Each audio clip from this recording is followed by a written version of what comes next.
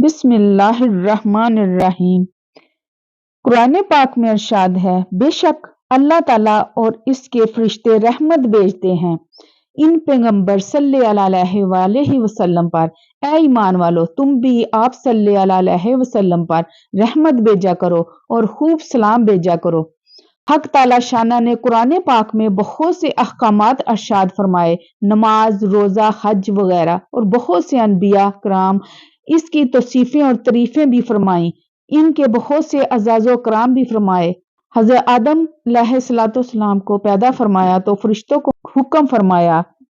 کہ ان کو سجدہ کیا جائے، لیکن کسی حکم یا کسی اعزاز و کرام میں یہ نہیں فرمایا کہ میں بھی یہ کام کرتا ہوں تم بھی کرو۔ یہ اعزاز صرف سید الکونین فخر عالم صلی اللہ علیہ وآلہ وسلم کے لیے ہے کہ اللہ جل شانہ نے صلوات کی نسبت اولاً اپنی طرف، اس کے بعد اپنے پاک فرشتوں کی طرف کرنے کے بعد مسلمانوں کو حکم فرمایا کہ اللہ اور اس کے فرشتے درود بھیجتے ہیں، اے مومنو تم بھی درود بھیجو۔ اس سے بڑھ کر اور کیا فضیلت ہوگی کہ اس عمل میں اللہ اور اس کے فرشتوں کے ساتھ مومنین کی شرکت ہے۔ حضور اقدس صلی اللہ علیہ وسلم کا ارشاد ہے کہ جو مجھ پر ایک دفعہ درود بھیجتا ہے اللہ تعالیٰ اس پر 10 دفعہ درود بھیجتا ہے، اور جو مجھ پر 10 دفعہ درود بھیجتا ہے اللہ جل شانہ اس پر 100 مرتبہ درود بھیجتا ہے، اور جو مجھ پر 100 دفعہ درود بھیجتا ہے اللہ جل شانہ اس کی پیشانی پر یہ شخص نفاق سے بھی بری ہے اور جہنم سے بھی بری ہے لکھ دیتا ہے، اور قیامت کے دن شہیدوں کے ساتھ اس کا حشر فرمائیں گے، اور جو عشق و شوق میں درود شریف جتنا زیادہ پڑے گا میں اس کے لیے قیامت کے دن سفارشی اور گواہ ہوں گا۔ حضرت عبد الرحمن بن عوف رضی اللہ تعالیٰ عنہ سے مختلف الفاظ کے ساتھ یہ مضمون نقل کیا گیا ہے کہ ہم 4-5 آدمیوں میں سے کوئی نہ کوئی شخص حضور اقدس صلی اللہ علیہ وسلم کے ساتھ رہتا تھا تاکہ کوئی ضرورت اگر حضور اقدس صلی اللہ علیہ وسلم کو پیش آئے تو اس کی تعمیل کی جائے۔ ایک دفعہ حضور اقدس صلی اللہ علیہ وسلم کسی باغ میں تشریف لے گئے، میں بھی پیچھے پیچھے حاضر ہو گیا۔ حضور اقدس صلی اللہ علیہ وسلم نے وہاں جا کر نماز پڑھی اور اتنا طویل سجدہ کیا، مجھے اندیشہ ہوا کہ حضور اقدس صلی اللہ علیہ وسلم کی روح پرواز کر گئی۔ میں اس تصور سے رونے لگا۔ حضور صلی اللہ علیہ وسلم کے قریب جا کر حضور کو دیکھا، حضور نے سجدہ سے فارغ ہو کر دریافت فرمایا، عبد الرحمن کیا بات ہے؟ میں نے عرض کیا، یا رسول اللہ، آپ نے اتنا طویل سجدہ کیا کہ مجھے اندیشہ ہوا کہ کہیں کہ خدا نخواستہ آپ کی روح تو پرواز نہیں کر گئی۔ حضور اقدس صلی اللہ علیہ وسلم نے ارشاد فرمایا کہ اللہ جل شانہ نے میری امت کے بارے میں مجھ پر ایک انعام فرمایا ہے، اس کے شکرانہ میں اتنا طویل سجدہ کیا۔ وہ انعام یہ ہے کہ اللہ جل شانہ نے یوں فرمایا کہ جو مجھ پر ایک دفعہ درود بھیجے اللہ جل شانہ اس کے لیے 10 نیکیاں لکھیں گے اور 10 گناہ معاف فرمائیں گے۔ ایک روایت میں اسی قصہ میں ہے کہ حضور اقدس صلی اللہ علیہ وسلم نے دریافت فرمایا کہ عبد الرحمن کیا بات ہے؟ میں نے اپنا اندیشہ ظاہر کیا۔ حضور صلی اللہ علیہ وسلم نے فرمایا، ابھی جبرائیل میرے پاس آئے تھے اور مجھ سے یوں کہا کہ کیا تمہیں اس سے خوشی نہیں ہوگی کہ اللہ جل شانہ نے یہ ارشاد فرمایا ہے کہ جو تم پر درود بھیجے گا میں اس پر درود بھیجوں گا، اور جو تم پر سلام بھیجے گا میں اس پر سلام بھیجوں گا۔ جو درود شریف پر مرتب ہوئے ہیں، چنانچہ وہ لکھتے ہیں، درود شریف کے ثواب میں اللہ جل شانہ کا بندہ پر درود بھیجنا، اس کے فرشتوں کا درود بھیجنا، اور حضور اقدس صلی اللہ علیہ وسلم کا خود اس پر درود بھیجنا، اور درود شریف پڑھنے والوں کی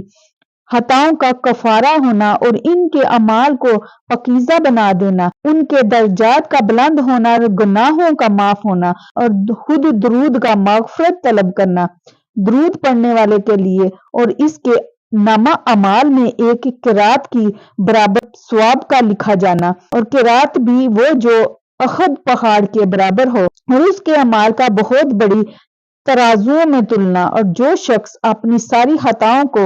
درود بنا دے اس کے دنیا و آخرت کے سارے کاموں کی کفایت بنا دے۔ حضرت ابی کی روایت میں گزر چکا اور خطاؤں کا مٹا دینا اور اس کے ثواب کا غلاموں کے آزاد کرنے سے زیادہ ہونا اور اس کی وجہ سے خطرات سے نجات پانا، نبی کریم صلی اللہ علیہ وسلم کا قیامت کے دن اس کے لیے شاہد و گواہ بننا اور آپ صلی اللہ علیہ وسلم کی شفاعت کا واجب ہونا اور اللہ کی رضا اور اس کی رحمت کا نازل ہونا اور اس کی ناراضگی سے امن کا حاصل ہونا اور قیامت کے دن عرش کے سایہ میں داخل ہونا اور اعمال کے تلنے کے وقت نیک اعمال کے پلڑے کا جھکنا اور حوض کوثر پر حاضری کا نصیب ہونا اور قیامت کے دن کی پیاس سے امن نصیب ہونا اور جہنم کی آگ سے خلاصی کا نصیب ہونا اور پل اسرات پر سہولت سے گزر جانا اور مرنے سے پہلے اپنا ٹھکانہ جنت میں دیکھ لینا اور جنت میں بہت ساری بیویوں کا ملنا اور اس کے ثواب میں 20 جہادوں سے زیادہ ہونا اور نادار کے لیے صدقہ کے قائم مقام ہونا اور درود شریف زکوٰۃ ہے اور طہارت ہے اور اس کی وجہ سے مال میں برکت ہوتی ہے اور اس کی برکت سے 100 حاجتیں بلکہ اس سے بھی زیادہ پوری ہوتی ہیں اور عبادات تو ہے ہی اور اعمال میں اللہ کے نزدیک سب سے زیادہ محبوب ہے، مجالس کے لیے زینت ہے اور تنگی معیشت کو دور کرتا ہے اور یہ درود پڑھنے والا قیامت کے دن حضور اقدس صلی اللہ علیہ وسلم کے سب سے زیادہ قریب ہوگا اور اس کی برکات سے خود درود پڑھنے والا اور اس کے بچے متنفع ہوتے ہیں اور وہ بھی متنفع ہوتا ہے کہ جس کو درود شریف کا اصال ثواب کیا جائے اور اللہ اور اس کے رسول کی بارگاہ میں تقرب حاصل ہوتا ہے اور وہ بے شک نور ہے اور دشمنوں پر غلبہ حاصل ہونے کا ذریعہ ہے اور دلوں کو نفاق سے اور زنگ سے پاک کرتا ہے اور لوگوں کے دلوں میں محبت پیدا ہونے کا ذریعہ ہے اور ہوا میں حضور اقدس صلی اللہ علیہ وسلم کی زیارت کا ذریعہ ہے۔ درود شریف بہت بابرکت اعمال میں سے ہے اور افضل ترین اعمال میں سے ہے اور دین و دنیا دونوں میں سب سے زیادہ نفع دینے والا عمل ہے۔ اس ذات اقدس پر درود کے مقابلہ میں جس پر اللہ جل شانہ درود بھیجتے ہیں اور اس کے فرشتے درود بھیجتے ہیں اور اللہ جل شانہ نے اس کو دنیا و آخرت میں اپنی قربت کے ساتھ مخصوص فرمایا ہے،